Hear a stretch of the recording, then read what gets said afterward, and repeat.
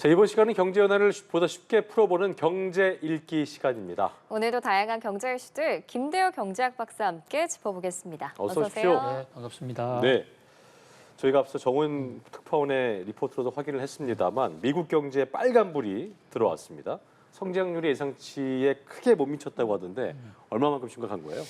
자, 그동안에 우리가 미국 경제가 너무 뜨겁다, 성장률이 너무 높다, 이래가지고는 과열 조짐이 있고 예. 또 금리를 인하해야 되는데 경제가 이렇게 좋은 상태에서는 금리를 인하할 어떤 조건도 안 갖춰지고 명분이 안 되잖아요, 그렇죠? 예, 그래서 경제 좀 둔화됐으면 좋겠다라고 주장해 왔잖아요. 그랬잖아요. 그러니까 우리의 소음대로 이제 미국 경제가 조금 꺾였습니다. 그런데 문제는 사람이나 이 경제 현상이나 똑같은데요. 우리가 건강을 위해서 체중 감량을 하자. 그래서 살 빼기를 했습니다. 종래 100kg인 사람이 살을 빼려면 98, 97 이런 식으로 내려가야 되는데 이것을 연착륙이라고 그러는데 그렇죠. 갑자기 며칠간, 한 달간 안 먹고 그래서 100kg가 50kg가 돼버린 거예요. 자, 그러면 그 정도예요. 영양 공급이 안 안 된 돼서 거죠. 건강이 자칫 안 잘못하면 쓰러질 수도 있거든요. 그렇죠. 생명의 위협이 가겠죠. 예, 미국 경제의 지금 우려는 1분기 성장률이 1.6%로 나왔는데요. 네. 지난해 3분기에 그러니까 9월 달 이럴 때에 당시 미국 성장률이 4.9%입니다. 거기에 비하면 3분의 1로 뚝 떨어진 겁니다. 그리고 4분기가 3.4%거든요. 거기에 비해도 절반 이하로 떨어졌습니다. 이렇게 경제가 절반 또는 3분의 1 토막씩 나면 그에 따른 급격한 하락에 따른 충격파가 올 수도 있거든요. 네. 다만 뭐 아직까지 1.6% 정도 가지고 미국 경제가 무너졌다든지 체중 감량을 너무 많이 해서 쓰러졌다 이런 것까지는 아닌데요. 예. 문제는 3분기 4.9, 4분기 3.4, 또 1분기 1.6 이런 속도로 떨어진다면 2분기에는 문자 그대로 체중이 반토막 날 수도 있지 않겠는가. 그렇다면 굉장히 심각하다. 그런데 이렇게 경제가 어려우면 금리를 내리면 됩니다. 통화량을 더 풀면 경제가 다시 살아날 수가 있어요. 예. 근데 지금 미국 경제는 물가가 높단 말이에요. 네. 물가가 높은 상태에서 돈을 더 푼다? 금리를 내린다? 그러면 물가도 폭등하고 그러니까 최악의 상황. 경제는 실물 경제는 뚝뚝 떨어지는데 물가는 폭등한다. 이를 경제학에서 흔히 스태그플레이션이라고 그러는데 최악의 상황일 수 있거든요. 그렇죠. 네. 지금이 최악의 상황이라는 얘기가 아니라 최악의 상황이 될 수도 있다라는 이런 우려 때문에 뉴욕 증시 밤사이에도 많이 떨어졌고 지금 이 시각 뉴욕 증시는 폐장한 상태지만 선물 시세는 움직이거든요. 지금 막 챙겨 보니까 미국 선물 주가 지수도 지금은 하락하고 있는 상황입니다. 네, 네, 그러니까 경제 성장률도 안 좋은데 연준이 통화 정책을 결정할 때 주로 참고하는 물가 지표, 이게 개인 소비 지출 PC인데 그 가격 지수는 또 올랐어요. 그러니까 말씀해주신 것처럼 경제 불황 속에서도 물가는 오르는 스태그플레이션이 발생을 한 건가요? 그럼 지금? 그렇습니다. 그러니까 지금 경제학에서요 성장과 물가 이 두 가지를 이제 두 마리 토끼라고 흔히 얘기하는데 이 두 마리 토끼는 한꺼번에 완벽해지지도 않고 또 한꺼번에 둘 다 나빠지지도 않아요. 필립스 곡선 이론이라는 그런 어떤 학문적으로도 검증이 된 건데요. 예. 이를테면 성장이 좋아지면 너무 좋아지면 과열돼서 물가가 악화돼서 물가가 폭등합니다. 반대로 물가가 떨어지면 또 성장도 물가가 떨어진다는 것은 물가가 좋아진다는 건데 그럼 성장은 나빠지거든요. 그러니까 이 둘이 성장과 물가가 서로 제로섬 간의 관계. 성장이 좋아지면 물가는 나빠지고 물가가 좋아지면 성장이 나빠지는데 지금 상황은 성장도 나빠지고 성장이 나빠졌다는 건 성장률이 떨어졌다는 겁니다. 예. 물가도 나빠지는 물가는 오르고 오른 거죠. 최악인 거네요. 그렇습니다. 자, 이런 것을 이제 스태그플레이션이라고 예. 그러는데요. 스태그플레이션이라는 말 자체가 스태그네이션과 인플레이션의 합성인데 스태그네이션은 경기 침체, 인플레이션은 물가 폭등이거든요. 그러니까 이 두 가지 악재가 동시에 겹쳤다. 뭐 두 가지 악재든 세 가지 악재든 이게 해결할 수 있는 수단만 있다면 별 문제가 없는데 문제는 이게 서로 상충관계이기 때문에 정부가 어떻게 손을 쓰기가 굉장히 힘들어요. 그러니까요. 정부뿐만 아니라 중앙은행도요. 돈을 풀자니 물가가 더 오를 거고 또 물가를 잡자고 금리를 올리면 경제 성장률은 더 떨어질 거고 정말로 스태그네이션 온다고 그러면 70년대 이런 적이 있었거든요. 네. 이 스태그네이션이 약 한 번 생기면 7, 8년 갔습니다. 물론 이번에는 그렇게까지는 안 갔으면 좋겠고 또 현재로서도 그렇게 간다는 확실한 조짐은 없어요. 그런데 지금 개인 소비 지출이라는 물가지수 1분기에 무려 3.4%나 올랐는데요.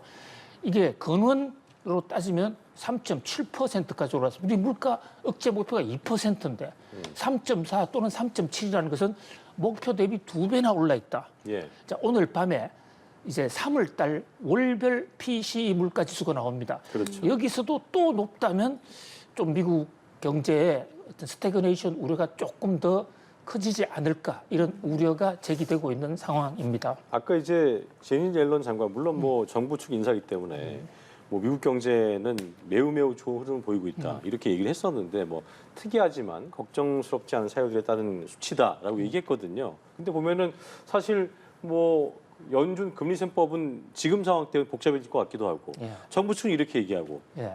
소비자는 어떻게 이해를 해야 됩니까? 그래서요, 요즘 미국 경제를 흔히 경제학자들은 모나리자 이펙트라고 그러고 있어요. 어떤 얘기예요? 이코노미스트가 바로 만든 새 용어인데 경제학자들에게 새 지금 학문 영역으로 들어가고 있는데 프랑스 루브르 박물관에 가면 모나리자 상이 있어요. 레오나르도 다빈치가 만든. 네. 처음 보면 모나리자가 나를 향해서 미소를 콱 짓고 있는 것 같습니다. 그래서 너무 기분 좋은 나머지 가까이 가서 자세히 보면 저를 향해서 원망하는 것 같기도 하고. 그러니까 한치 앞을 알 수 없는 도대체 경제 상황이 요즘 어떻게 돌아가는지 잘 모르겠다. 이걸 모나리자 이펙트라고 그러는데 왜 이런 현상이 생기냐면 코로나19라든지 또는 전쟁 상황을 거치면서 예. 종래의 경제 패턴과는 좀 다른 그런데 우리가 경제 분석은 과거 패턴대로 하니까 경제 분석 방법이 달라져야 된다. 이런 얘기를 하는데 그 가운데 이제 제니 옐런 재무장관 뭐 저도 워싱턴에 있을 때 자주 간혹 인터뷰도 하고 이러는데 그러셨군요. 이분이 이제 미국 경제 너무 걱정하지 말라. 왜냐하면 이 기저효과라는 게 있다. 지난해 1분기가 미국 경제가 상당히 안 좋았어요. 그러니까 너무 좋았더랬습니다. 지난해 1분기가. 너무 좋았다. 너무 좋았기 때문에 그러니까 역기저효과라는 게 있다. 상대적으로. 그러니까 이번에 1.6%로 성장률이 둔화된 것 같지만은 절대치가 많이 떨어진 것이 아니라 지난해 1년 전이 너무 좋았기 때문에 그렇게 보인다. 역기저효과에 대한 착시 현상이 있다. 자신이 제니 옐런 장관이 여러 가지 지표를 종합적으로 볼 때는 미국 경제 그렇게 급격하게 떨어지지 않는다.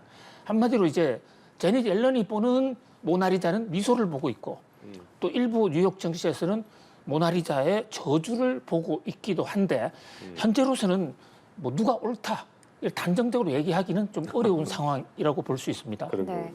미국 경제 상황 또 미국 금리가 도대체 언제 내려갈지는 저희가 계속 지켜보도록 하고 그렇습니다. 우리나라 상황도 좀 살펴볼게요. 올해 1분기 우리나라 GDP 성장률이 기존 예상을 좀 뛰어넘어서 1.3%로 집계가 됐는데 한국은행의 기준금리 인하 시점은 예상보다 뒤로 밀릴 수 있다는 관측이 나왔어요. 이게 그러면은 고물가에 대한 우려도 있을 거고 미국 금리 인하 시점이 좀 뒤로 밀릴 수 있다는 이런 우려 때문일까요? 예, 한국이나 미국이나 마찬가지로 경제가 성장을 계속하면 금리 인하해야 될 이유가 없어요. 네. 경제가 나빠져야 경기 침체의 새로운 바람을 넣기 위해서 금리를 인하하는 것인데 네. 우리나라 1분기에 성장률이 당초 예상보다도 크게 높은 미국은 예상보다도 너무 낮았은 문제인데 네. 한국은 예상보다 너무 높은 거예요. 1.3으로 나왔거든요. 자, 미국은 1.6인데 낮다고 그러고 한국은 1.3인데 왜 높다고 그러느냐. 자, 요것은 두 쪽이 기준이 좀 다릅니다. 작년에도 너무 안 좋았잖아요. 그죠? 아니, 예, 그런 기준, 측면도 기준, 있고요. 예. 기본적으로 미국은 전년 동기 대비예요. 1년 전하고 비교합니다. 아. 근데 한국은 지난 한 분기. 분기와 분기. 비교합니다. 그러니까 1년 전에 비교한다면 통상적으로 산술적으로 보면 1.3이라는 성장률은 곱하기 4를 해야 되는 겁니다. 그러면 4.2% 정도가 성장했다는 겁니다. 우리가 1분기에. 5.2%. 예, 5.2 정도가. 그렇죠. 예. 4점이 아닙니까? 그러니까 1.3에 예, 5점, 예. 네. 뭐 4점이든 5점이든 네. 하나 추정치인데 어쨌든 예상보다 높다. 그래서 이제 앞으로 경제가 뭐 2분기에 꼭 이런 게 된다고 보장은 없지만은 어쨌든 이 예상보다 높아졌다. 그러면 금리를 인하해야 될 급격한 사유는 없어졌지 않습니까? 예. 그러다가 우리나라 물가 아직도 지금 3% 이상이거든요. 소비자 체감은 사실 내려온 맞아, 느낌이 너무 잘 안 들고 그렇죠? 그렇습니다. 예. 그렇다 보니까 이제 미국도 금리 인하, 미국이 생각보다도 금리 인하를 빨리 못할 것 같아라고 하면 왜냐하면 미국은 물가가 높기 때문에 그렇죠. 그러면 우리도 한미 간의 금리 격차도 있고 그러니까 우리도 금리 인하 좀 늦어지는 것이 아닌가.